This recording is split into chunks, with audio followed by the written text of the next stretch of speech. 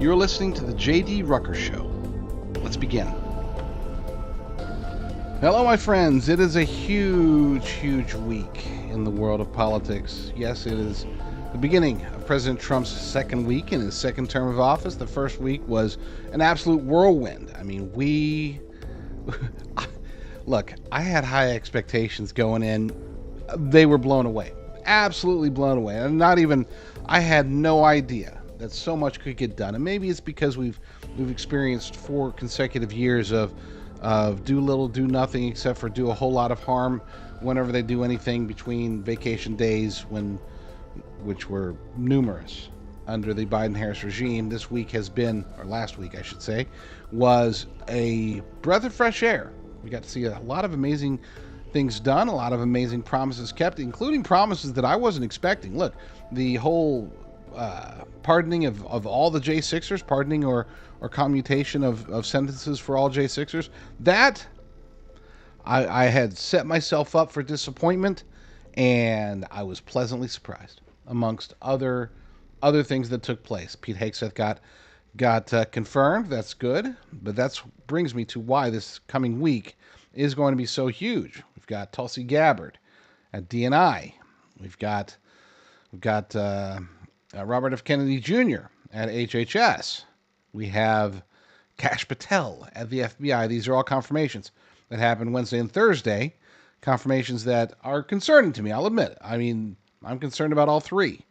With rhinos like Mitch McConnell, Susan Collins, and Lisa Murkowski, all it's going to take is one more skeptic, one more rhino to get in there and derail these extremely important appointments by President Trump. So we'll see, but I'm not going to talk about that today. We're gonna talk about his great stuff happening over the weekend.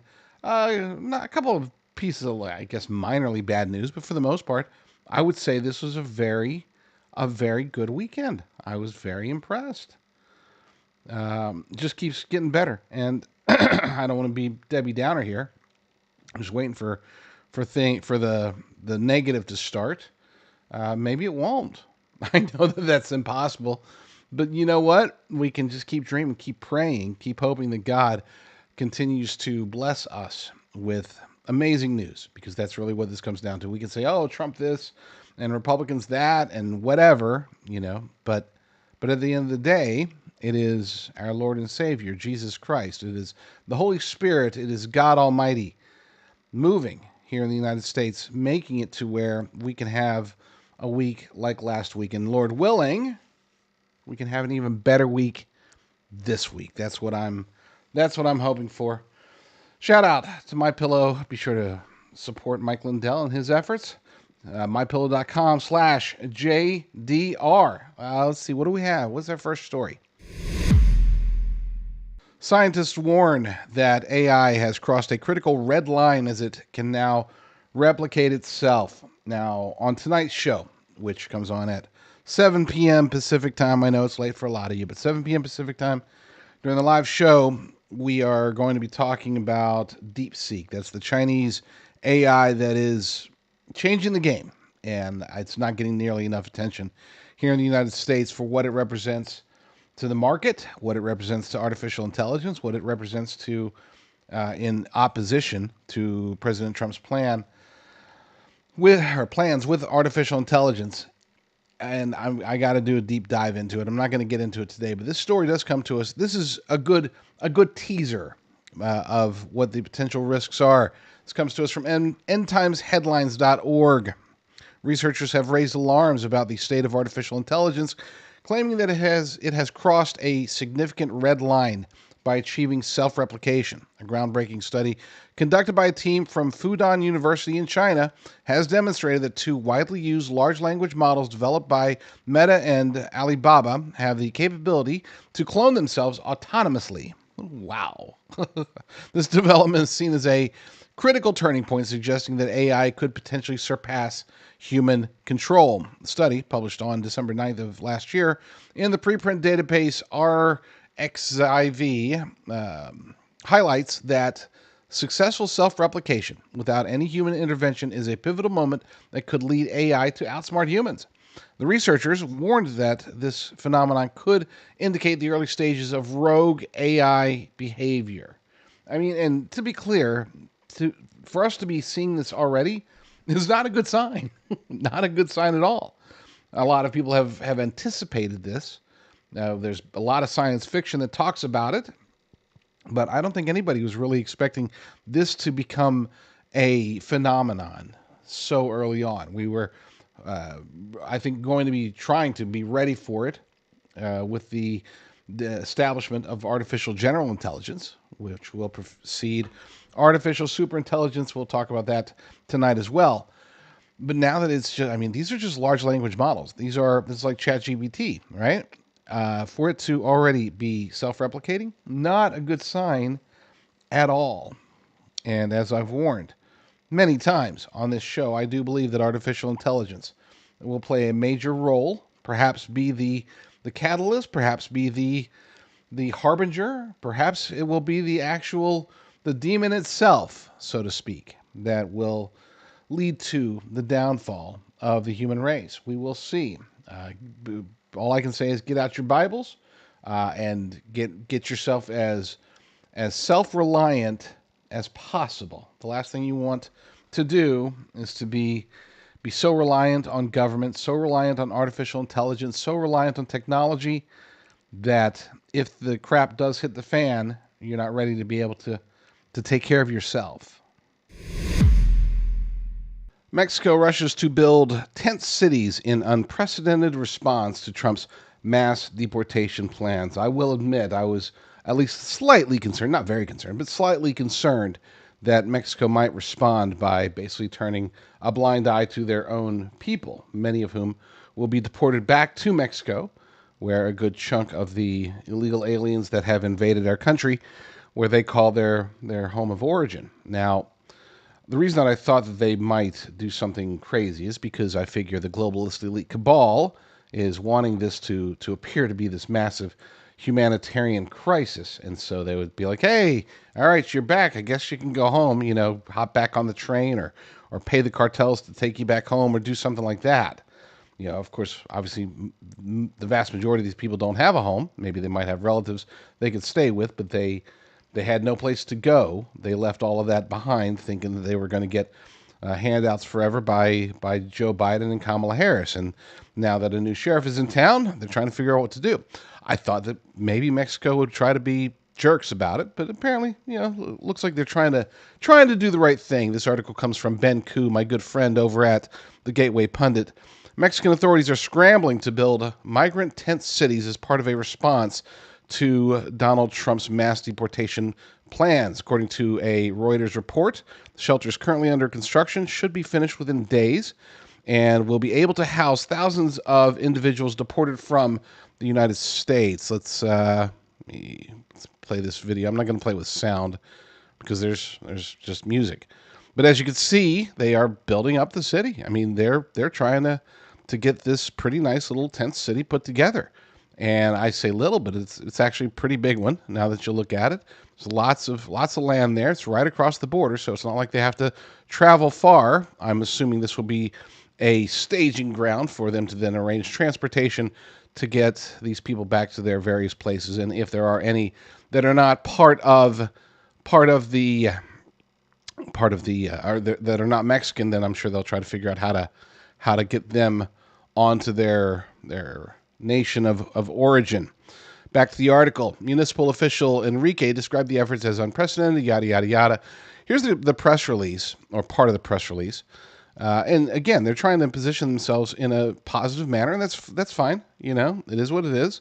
They're going to try to take the the high road, but we cannot forget, we must not forget, before I read this, that they worked with the Biden-Harris regime. They worked with the NGOs.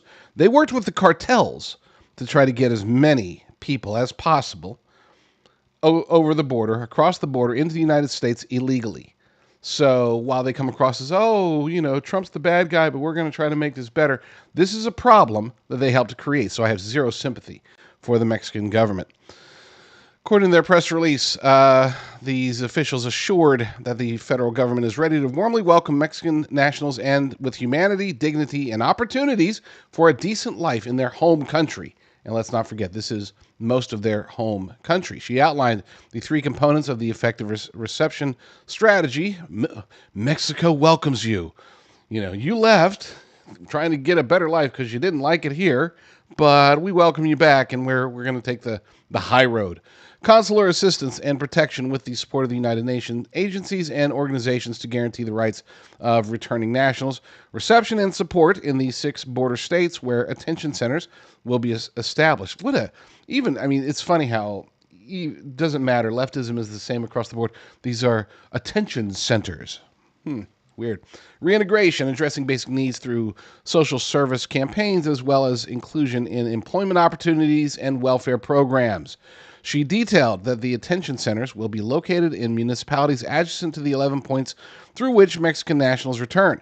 These centers will provide essential services such as electricity, water, internet, sewage, and communication infrastructure. I'm sure that it's going to be very, very cozy. But again, I have absolutely zero sympathy for the illegal aliens who shouldn't have been here in the first place, nor do I have any sympathy for the Mexican government who shouldn't have allowed them to be here in the first place.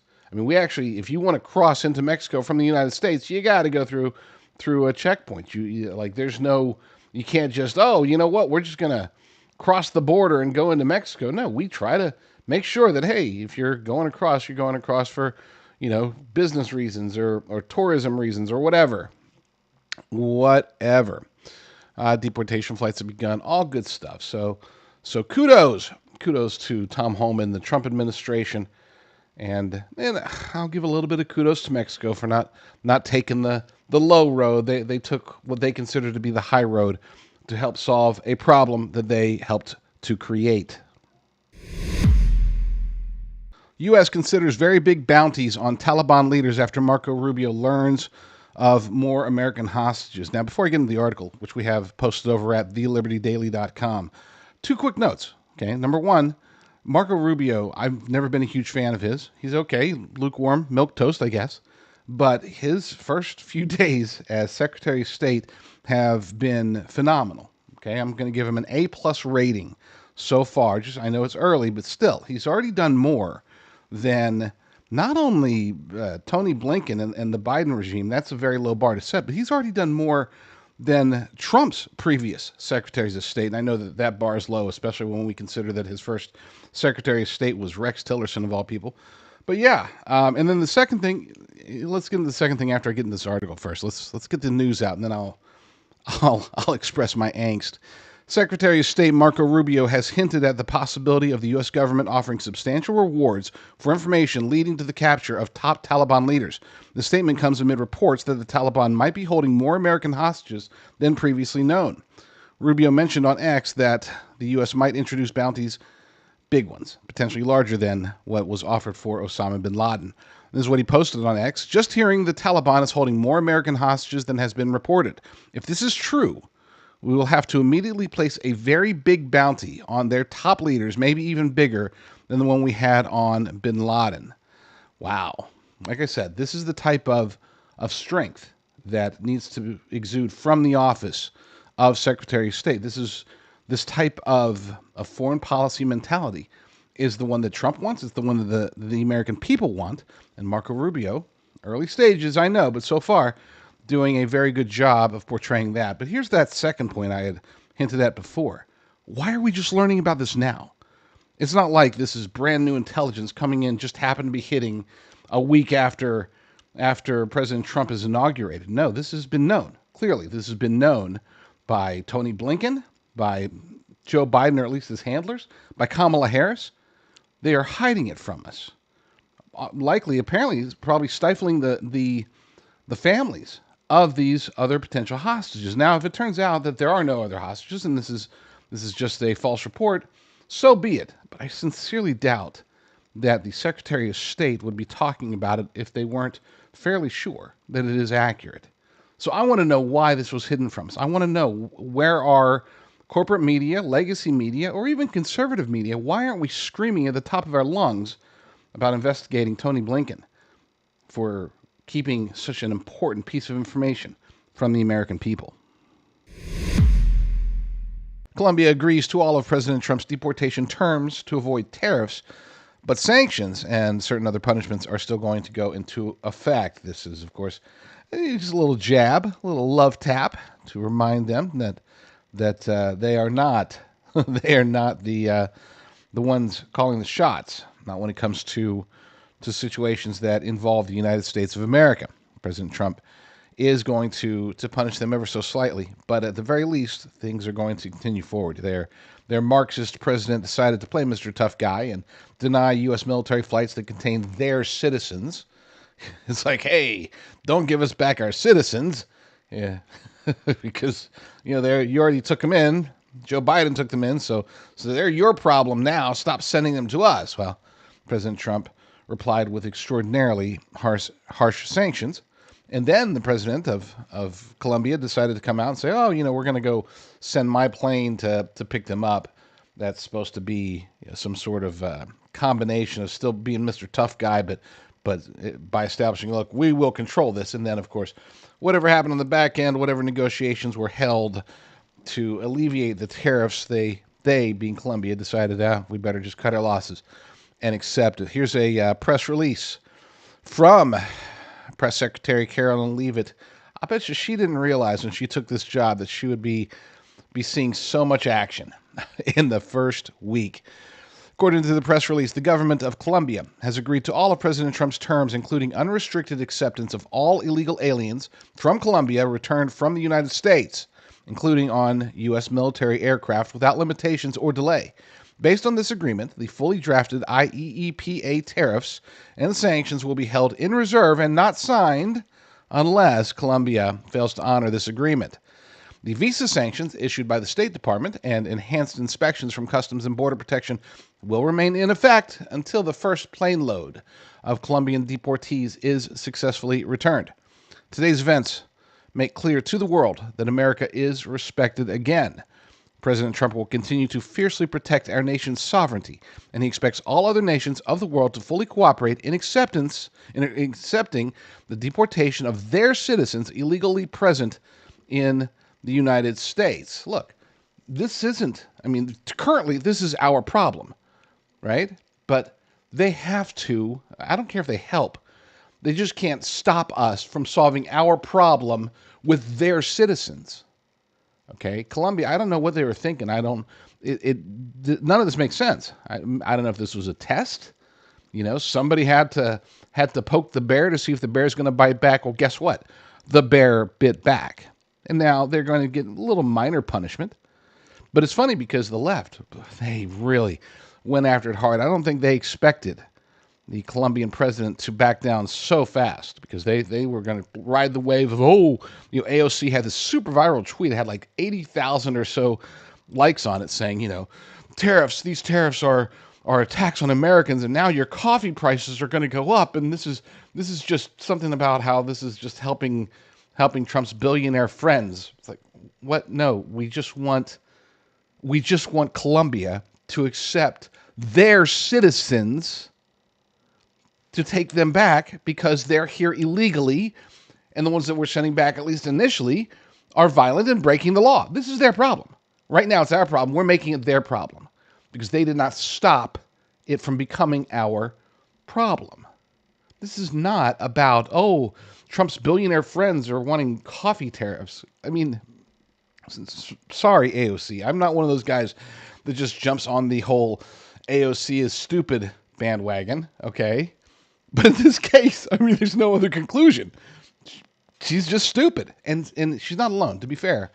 Many leftist journalists and pundits and talking heads and, of course, politicians themselves, like AOC, like Pocahontas Warren. They were all, oh, tariffs are... Don't forget, Democrats loved tariffs before. Okay, Chuck Schumer in particular was pushing for tariffs way back in the Obama days, I think even in the Bush days, and now all of a sudden it's like, oh my gosh, tariffs are a tax. It's like, isn't that what the conservatives were saying for a long time? Many of them still say. Yeah, in this case, using tariffs as a negotiation tool, it reversed a very bad policy put forth by Colombia. It reversed that policy in a matter of hours. So don't tell me that tariffs can't be used as a tool. Not a single tariff was signed. And yet, not a single Colombian coffee beans price rose as a result of the tariffs that were not signed. But guess what? Very dangerous Colombian illegal aliens, criminals, are being sent back as a result of even the threat of tariffs. So don't tell me, oh, America is a worse place because there was a chance that coffee prices might have gone up for a short period of time. No, America is far safer under Donald Trump than it ever was under Joe Biden or Democrat rule. Last year, my long-term storage food company, Prepper Farms, was partnered with and actually owned by another corporation. I know that nobody knew this. Very few people were even aware that this was the case because our production, our systems, everything was in place and working just as it should be. People would go, they would put in promo code JDR at prepperfarms.com. They would receive the maximum possible discount, as always, and then they would get their long-term storage beef. What you didn't know and what we can now explain now is that this year in 2025, we have gone back to the original ownership structure. And I'm very excited about that because that puts me finally back more in charge. And I am super excited about that concept, not because I crave power by any means, but because I feel that as an America First veteran-owned company, that we need to focus on helping Americans to prepare for whatever is to come, whether it's natural disasters or emergencies or de-dollarization, food crises, bird flu, whatever it is. We do expect something to happen, which is why we built prepperfarms.com in the first place. The idea here is to get high-quality, all-American, all-Texas beef, the good stuff, ribeye, New York strip, tenderloin, all of that good stuff, and freeze dry it naturally to give it a 25-year shelf life. We don't add any preservatives. There's only one ingredient, and that's beef. Lasts 25 years in the bag, and that's awesome. So support this show, support me, support yourself and your family. Protect yourself for the future by stocking up on long-term storage, high-quality beef. Go to prepperfarms.com. That's prepperfarms.com. Use promo code JDR, and you will receive the maximum possible discount. Nervousness ripples across coffee market as prices hit fresh record highs, and it appears that unless something major changes in the crops and the hedging and all sorts of components, that these prices are going to continue to skyrocket over time. Now, this is horrible news for a guy like me who drinks coffee morning, noon, and night. I drink coffee more than every other drink combined. I'm addicted. I've been addicted for decades now. As a matter of fact, I'll take a drink of my coffee for effect. And the effect was ruined because I'm out. So it's time to, I guess I need to go take a short break, make some more coffee. But let's get to this article first by Tyler Durden from Zero Hedge. We have a cross posted over at economiccollapse.report.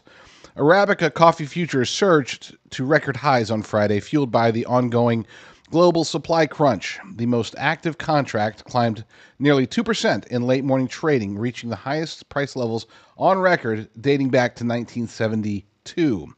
The multi-year parabolic move in coffee prices only suggests higher Starbucks and or supermarket prices in the months ahead if hedges fail to offset bean inflation. I didn't know that bean inflation was a thing, but apparently it is. And yes, it's funny because you do go back and it hit actually close to this high way back in the 70, it looks like about 76, right around the just ahead of the the Carter year. No, I would say that's probably 77. So it was well into the Carter years, and I'm sure there was something to explain that. But at least for the last 50 years or so, coffee has been mostly up or down.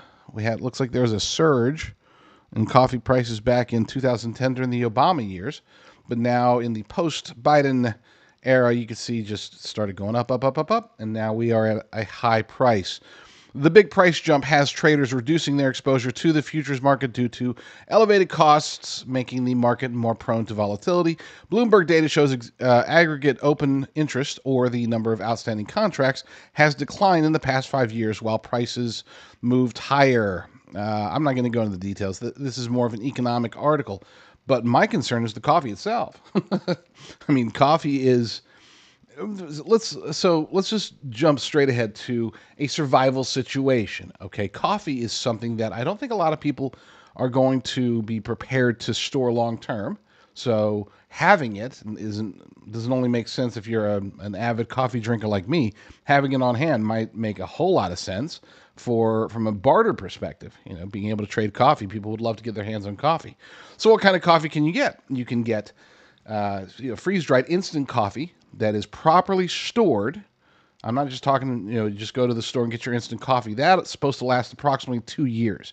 But if you take it and you store it in Mylar bags with oxygen absorbers or buckets with oxygen absorbers and keep it perfectly sealed, instant coffee will last a long, long time. They say 25 plus years. I'm actually testing it out. I got myself some long-term storage freeze-dried coffee.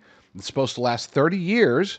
Now, I got it a couple of years ago, so I won't actually be able to test it until like 2053. But, hey, that would be awesome if I'm around to test it in 2053. If we're all around for me to reveal the results of my 30-year-old instant coffee. The second best way is to you can store actual, just regular coffee. Okay, it doesn't have to be instant coffee, freeze dried, which instant coffee is freeze dried. It can just be regular ground coffee. You store it the same way, Mylar bags or oxygen with oxygen absorbers or buckets, depending on how much you have, cans even. Just something that's sealed away. Keep it in a cool, dark place. Okay, make sure critters can't get to it. No air, no liquid, and then it should be able to last approximately 10 years.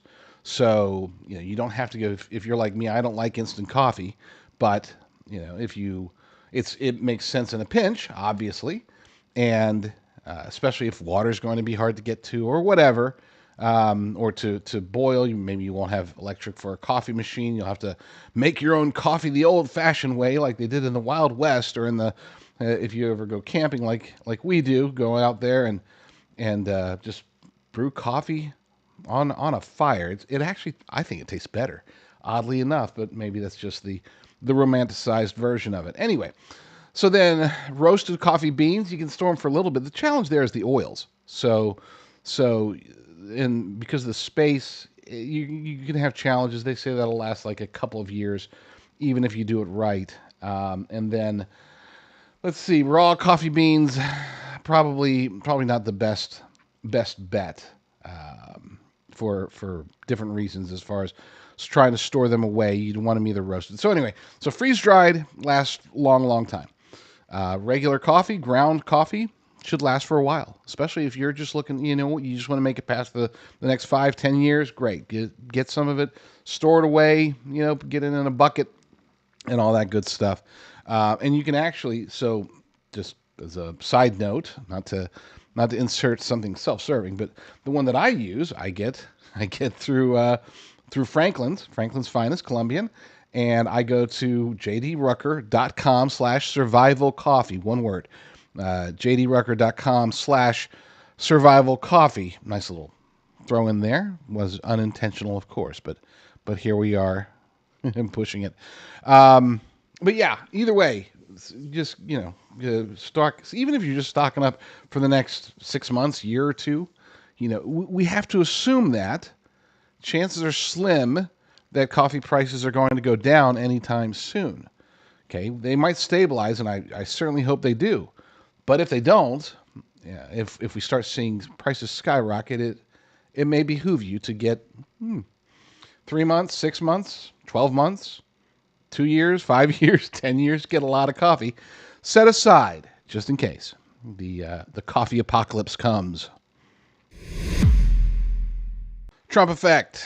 LA bends the knee, will reopen Pacific Palisades to residents starting today. You know, it was 3 weeks ago that many people's homes were burnt to the ground. Since then, the city of LA, the state of California, have forbidden people who live in Pacific Palisades from going back to their homes to see the damage, to try to recover anything that they can, to see if they still have anything left.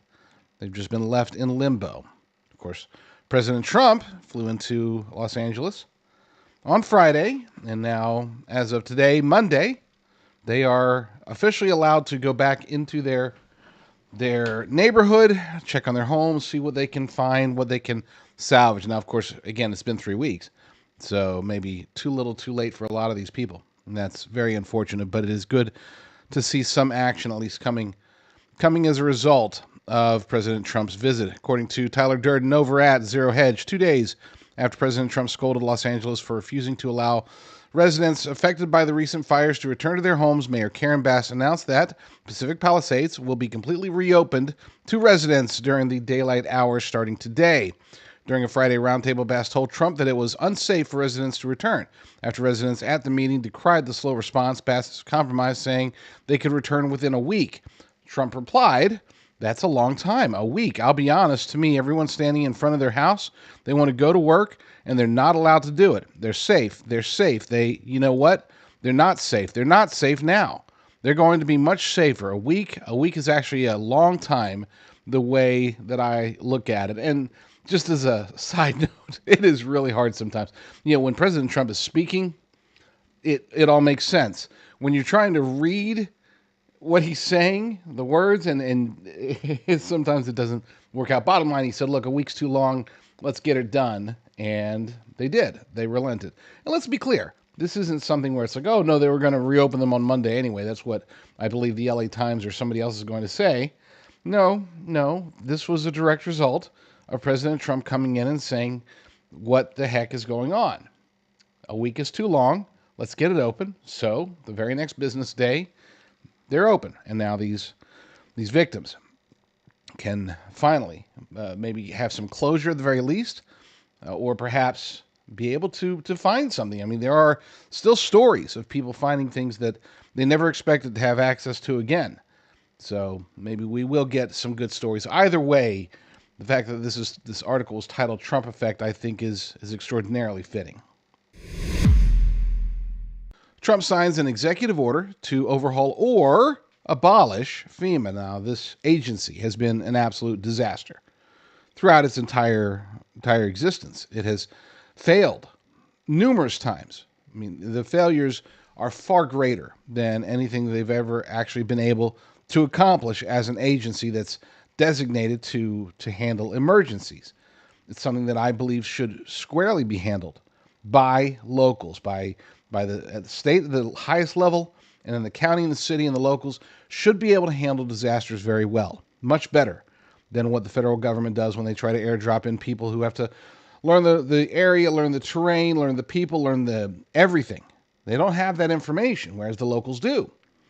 They might have all the equipment in the world and great technology and strategies and all this other stuff, but they just tend to come in and mess everything up. We've seen it too many times.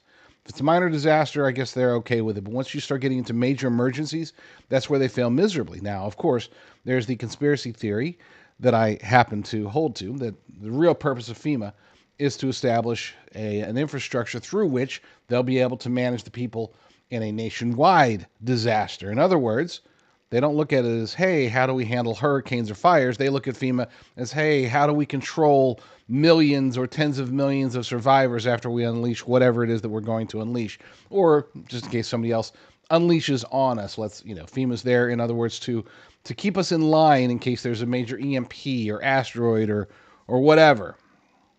And I do believe that's the truth, and I would argue that very few people are fully aware of it, but we've seen far too many evidence, or far too much evidence of this being the case. So anyway, but we're not here to rip on FEMA from a conspiracy theory perspective. We've got mainstream facts on our side for this particular story, which comes to us from M. Dowling over at independentsentinel.com. On Sunday, President Trump signed an executive order that aims to overhaul potentially abolish the Federal Emergency Management Agency. The order calls for the creation of a task force called the Federal Emergency Management Agency Review Council to review the agency and recommend changes in a report. These changes could include abolishing the agency. In that case, Congress would have to make the decision, which is why, to be clear, I'm pretty sure that this is going to be about reforming or fixing FEMA and not really abolishing it. I think that if it could be very easily done by decree, that Trump would decree it. But because it's going to take a bit more to get rid of this particular agency, this isn't something where DOJ can just wave a magic wand and all of a sudden they're gone. Back to the article. The council will be composed of the secretaries of Homeland Security and Defense, as well as experts from the private sector. Standard operating procedure. This is a process that does definitely point to major changes, which, again, would I rather see them abolished rather than overhauled? You betcha. You betcha. I think that these disasters, any disasters, can be handled better at the local, city, and state levels, county as well. But since we can't always have the best case scenario, we can accept and should accept a massive overhaul. And one of the biggest reasons for this is because very few people are saying otherwise. I mean, even the left, even Democrats are like, yeah, let's overhaul FEMA. They suck. Let's overhaul FEMA. Let's fix this. Now, what the overhaul will look like, to me, is probably going to be something that we might not like. There's a bit of centralization component to President Trump's policies, and I think that he likes the idea of having a better FEMA, but one that's still fully in control from a federal level. So be it. I mean, nothing we can do about that. I don't think we can dissuade him from that. So if that's the case, then yes, let's make sure that FEMA is being operated properly. And it's not just about making sure that they're not passing over conservatives' homes. That's I know that was a big deal, especially during Helene. But the bigger deal, the far bigger deal in all of this is not about bias. It's about incompetence. It's about total failures. There are still people who are struggling, suffering, in some cases dying in North Carolina. It was 4 months ago. How much time does FEMA need? I mean, seriously. This makes no sense.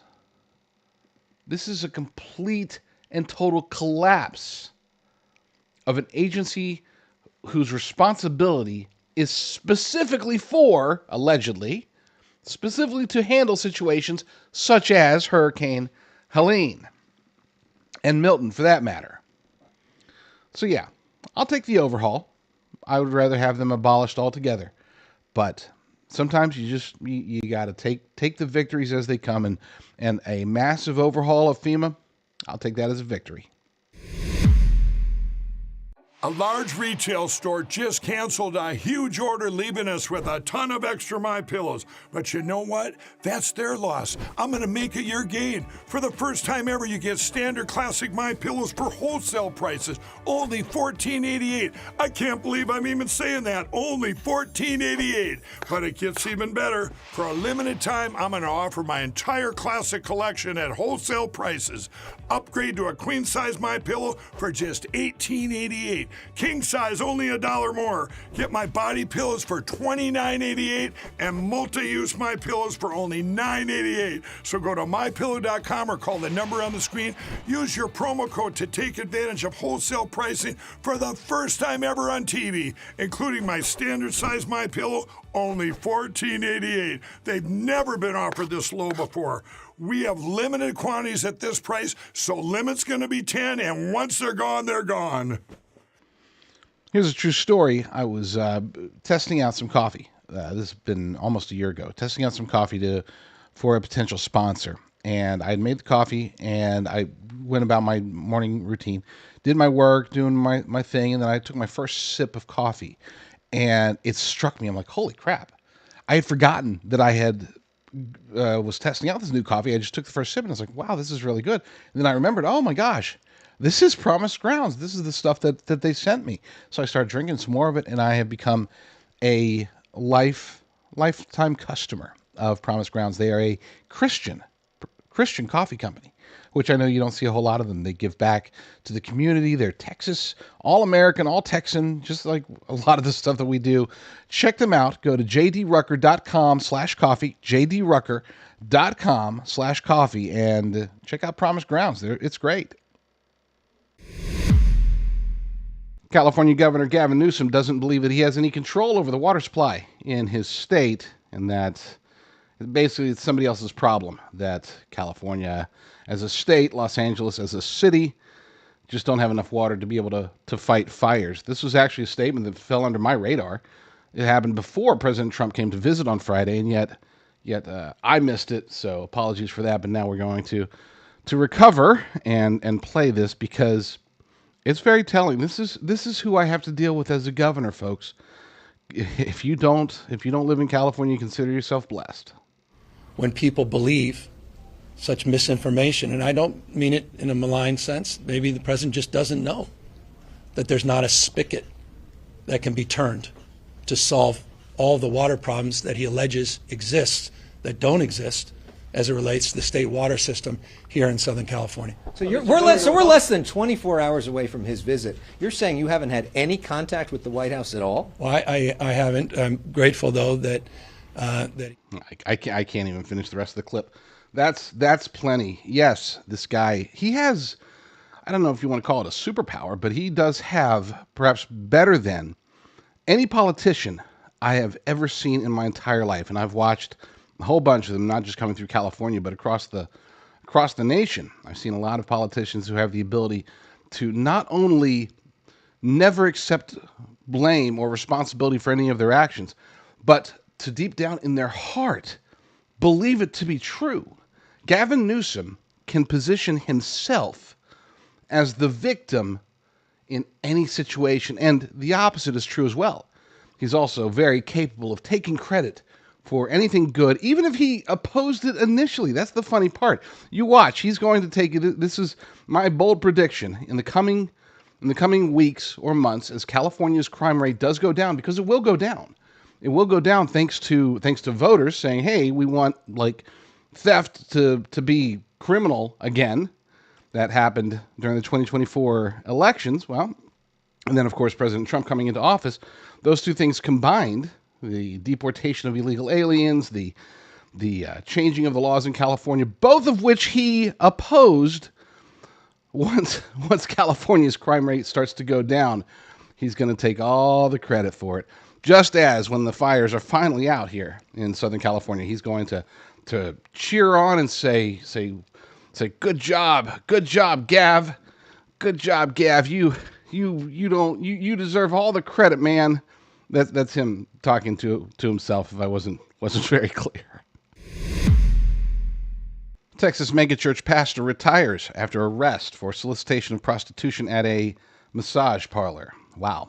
We already have enough challenges with church leadership. Even the good guys are under attack. It's unfortunate that so many of the bad guys are pulling the attention away from those who are actually trying to, teach the Bible. This article comes to us from the Christian Post. Leonardo Blair, senior reporter over there, says the Reverend John F. Fiedler, a former minister at the nearly 15,000-member Highland Park United Methodist Church in Dallas, Texas, retired last month following an arrest for solicitation of prostitution at a massage parlor whose new owner was known by authorities for promoting prostitution. Fiedler, 72, had been a pastor at HPUMC from 2013 until his retirement on New Year's Eve. Church records show Fiedler joined the megachurch in 2013, where he preached at the 11 a.m. sanctuary service until he was chosen to direct the Mark Craig Leadership Network to train servant leaders. So this guy wasn't just out there doing his thing and trying to, at least pretending to, preach the gospel. He was showing other people how to do the same. This demonstrates a clear, unambiguous need for us to have better discernment, especially when it comes to megachurches. Look, I'm not a fan of megachurches. I'm a big fan of as small as you can get. That's not to say that every mega church is bad or every large church is bad, but it seems as if the larger the church, the more likely it is that they become magnets for false prophets and false teachers.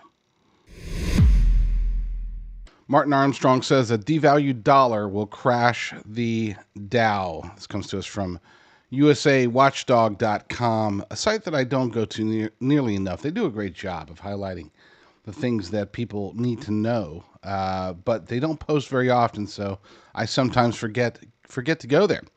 But Greg Hunter over there says he's speaking to Martin Armstrong. He says the legendary financial and geopolitical cycle analyst Martin Armstrong is back with a warning to President Trump, who's on record wanting a weaker dollar. Trump might try to force a lower value for the U.S. dollar to help offset the trade deficit. Just this past week, Trump is demanding lower interest rates. Experts say this might also lower the value of the U.S. dollar.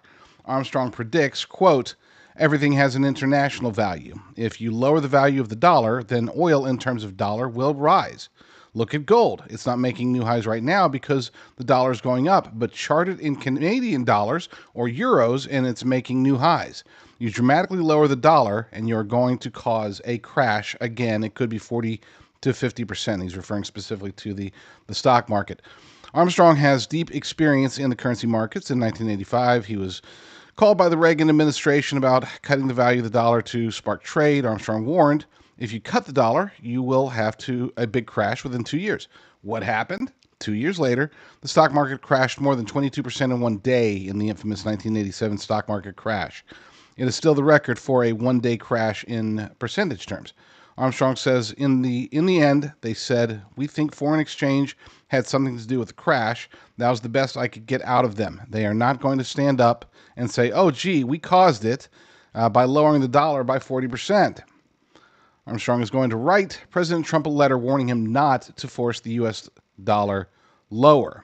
But here's the thing, and this is something we should consider. I respect Martin Armstrong. I'm sure the economists in the Trump administration respect Martin Armstrong, but they also have great intentions of sparking the economy as a whole, even if that means going against the dollar and going against the Dow. This is one of the reasons why they are so adamant about promoting both cryptocurrency and physical precious metals. It's one of the reasons why they're also adamant about getting foreign investments into the United States as early as possible. They want the money to come in and essentially have a higher value than it would if the investments come in later. They're talking to Saudi Arabia. They're talking to Japan. They're talking to as many people as they can ahead of any foul moves. We also have to consider the possibility, and I would say the likelihood, that the Fed is going to, at some point, either work with President Trump or succumb to the pressure of outside forces to try to get interest rates as low as possible. This can help, I guess, in terms of the debt. You know, that's something that President Trump and Elon Musk, for that matter, have been. They're the kings of borrowing, right? That's what they do. And I think both of them feel that we can basically borrow our way out of this. Now, as a Trump supporter, I'm not going to try to outsmart him or I'm not going to go against his policies, because he's done many times in the past, more times than I can count. He's engaged in policies that I would have initially been skeptical about, but that I've come around to believing them to be great. One perfect example of that, by the way, is tariffs. I was vehemently opposed to tariffs prior to seeing what Trump can do with them, and that's when I realized, tariffs in general aren't just naturally bad. They're only bad if you misuse them. And President Trump, in his first term, used them very well and is expected to do even better with his second term. Back to the cryptocurrency and gold aspect of this. Gold and silver, to be clear. It's not just gold. We can look at palladium. We can look at all the precious metals. Anything that's going to have either physical value or intrinsic value, I guess you could say, when it comes to cryptocurrencies, these are the things that are going to benefit if Armstrong is correct. The Dow is not the place to be. Now, it would be silly of me to not mention my sponsors. This isn't the sponsored post by any means. This is This is the news, okay? I mean, this interests me regardless of who my sponsors are, but I just happen to have two sponsors, one in cryptocurrency and one in physical precious metals that can help you. So I'm not going to do a pitch. I'm just going to tell you, if you are interested in moving wealth or retirement to cryptocurrency and you need help, you need expert guidance that doesn't cost an arm and a leg, go to jdrcrypto.com, jdrcrypto.com. And if you would prefer physical precious metals, go to jdrgold.com for the same reasons. I myself, look, I am looking at this, the situation, the geopolitical situation, the economic situation here in the United States, everything that Trump has said, the people that he's hired, such as David Sachs, the people that he is pushing through, such as Besant. These are people that match. I mean, everything that Martin Armstrong is saying here seems to align. And I'm not going to like, oh my gosh, Martin Armstrong, economists are a dime a dozen. He just happens to be one of the the smartest ones out there. So let's see. I need to make sure, because I stopped the article there. I want to make sure that there are always going to be times when we do these stories. And I got caught doing this. I'm not caught like, oh my gosh, you're busted. Caught as in like, I was doing a segment on a story and I realized about halfway through that it was like a sponsored post. It's like, oh my gosh, I'm so sorry, guys. That can't happen, because that's the nature of advertorials. They're supposed to lead you down a path. I want to make sure that this isn't a self-serving piece, because I didn't read the last two paragraphs. So let's go ahead and do that now. Let's see. He's going to write, President Trump, how's this war picture shaping up now that Trump, who wants to be a peacemaker, is in office? Armstrong says that you have French President Macron saying that he wants to send troops to Ukraine. Britain just now sent 20 to 30,000 troops into Romania. They want war. They're basically on the verge of sovereign debt crisis. So they have a choice. They default and say, oh, sorry, we screwed up. Or, it's not on us, it's Putin. We have to go get him. The German government fell the very next day after Trump was elected. You see this going on all over Europe. In closing, Armstrong sees gold and silver going up from here, obviously. The U.S. is still the strongest economy by far, but Armstrong's computer program Socrates sees a global recession no later than 2028. Socrates also sees the possibility of war as early as April or May of 2025. Armstrong tells President Trump, get out of NATO ASAP. And there's a 66-minute interview with him. I'll leave the link in the show notes. So yeah, I mean, he's just saying, he's not saying, he's just saying. He didn't mention crypto, which I wouldn't expect him to, but that one's kind of obvious. But he does mention precious metals, but not in a self-serving manner. So I appreciate that. I do support every aspect of President Trump's economic plan, not because I necessarily appreciate all of the individual components, but when taken as a whole, we have two choices. Either we trust him or we don't. Either we take what we have, what we've learned over the last 8 years, not just the last 4 years. We take what we've learned the last 8 years, because things were not perfect between 2017 and 2020. Let's be clear. It wasn't just COVID that ruined everything. There were some mistakes made policy-wise. And it's the reason that, if everything was hunky-dory, then Trump would have just, hey, let's just go back to what we were doing before. But he has a plan. He and his people have plans to move forward, again, with the focus on things that aren't necessarily stock market favorable, and that definitely aren't dollar favorable. They want to reduce inflation. They want to make things more affordable for people. But arguably more importantly, they want wealth to be flowing through the United States of America. And whether that's through the Dow, which clearly it's not the case, or through physical precious metals, seems likely, and that seems to align also with the direction of the central banks across the globe. If it's with crypto, he's been extraordinarily vocal about his belief that crypto is the future. He signed an executive order banning central bank digital currencies. That was, I had two things. There's a reason why I've been very opposed to crypto up until November 4th. Okay. Number one, if Kamala Harris had won, crypto was dead. Okay. It was dead. The United States, it would have been disastrous. I would say Bitcoin would probably be down below 40,000 by now. Okay. But number two, it was understanding the risks of central bank digital currencies. I've always felt, and I still do feel this way, to be clear, But I've always felt that the plan was to get people into cryptocurrency, keep it relatively unregulated, and then flip it on it. And the globalists league ball flipping it to where, here's a Bitcoin crash, an Ethereum crash, everything's crashing. We got to regulate it. We got to control it. We got to figure out some way to control the blockchain. The only way we can do that is with central bank digital currencies. Here's your digital dollar. I think that's still the plan. It's just not in the next 4 years. And maybe a little bit after that. But I think that before 2030, we could see a massive realignment. Depends upon who wins. This is one of the reasons why the best thing that we can do, if you want to protect your wealth, protect your retirement, protect the flow of the economy in America in general, we have to push for and pray for success, massive success under President Trump, and hopefully after that under the soon-to-be President JD Vance or whoever a non-communist that we can get going in 2028. So yeah, it's the bottom line. Stay frosty. We know that economic policy is going to improve because it's not possible to have economic policy that's worse than what we've had the last 4 years. But I think that we might not just be on the verge of improving, that we might truly be on the verge of a new golden era here in the United States of America. I'm Jonathan Rose, CEO of Genesis Gold Group.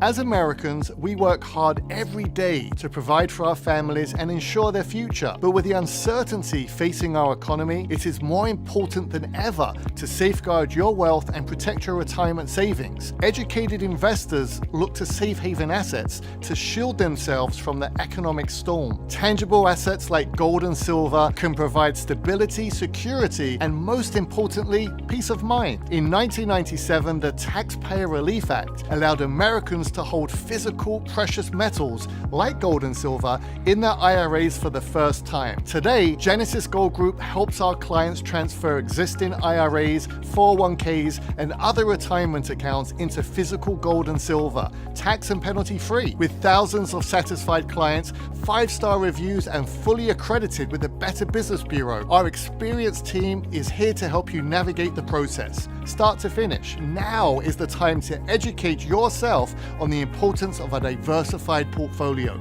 including tangible assets like gold and silver. Call now to receive our free wealth protection kit and digital dollar defense guide. Call now and we'll include our extremely popular silver prepper bar free when you open your account. Add it to your IRA or have it sent to your home. Call Genesis Gold Group today at 800-200-GOLD. Prepper bar only available through Genesis Gold.